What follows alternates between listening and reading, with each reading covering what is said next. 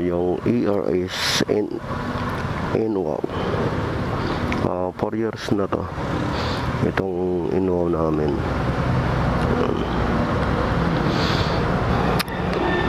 Siyempre may logo ng Madix yan. Yan. Ito yung sa speed niya, may switch siya dito. Pwede siya naka number 1, number 2, number 3. Yan. May mga number yan. Ayan, 1, 2, 3. Ganon din yung switch niyan.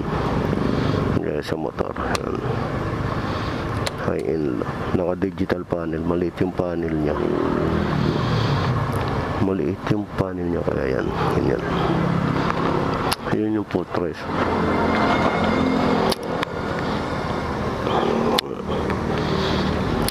Tapos may logo siya ng N-Wow.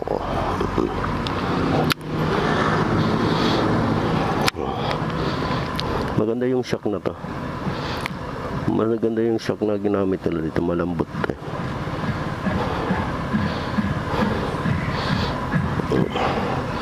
Dito yung pinakamakina. Ayun yung battery. Yung battery na to hindi na yung stock. Kasi yung stock niyan orange eh. Original. Ayan. Yung green. Napalitan na namin yan. Ito yung tail light niya. Dito yung signal light. Ayan. Ito yung tail light. Ayan. And wow. Pina-customize namin yan. Ito yung logo ko dati.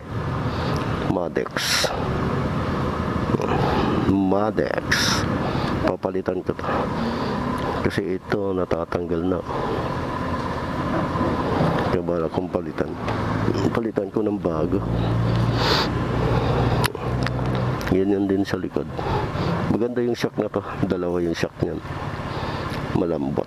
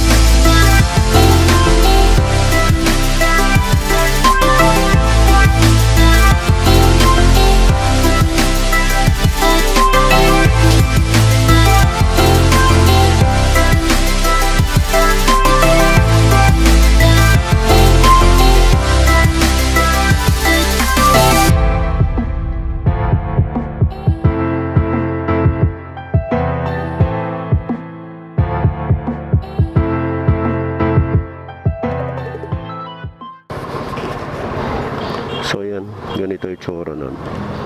Parang motor din to. Ayan yung may-ari. Ayan. Kaway muna yung sa may-ari. Ayan, siya.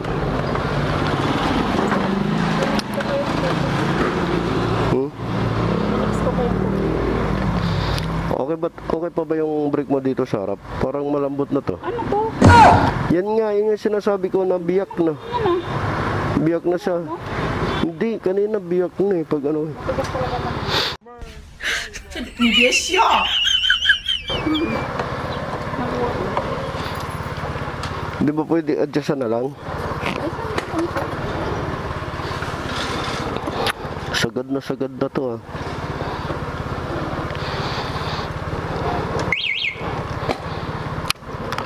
Tingin mo, Hindi pa to.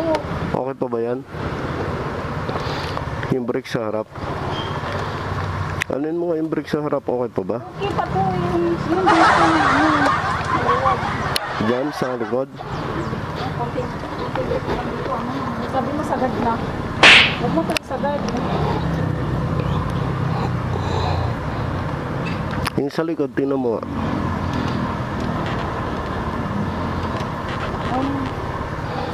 Bawasan ng konti dito sa harap.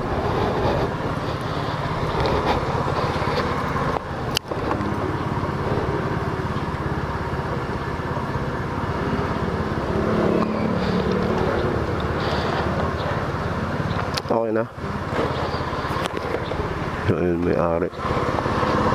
Okay.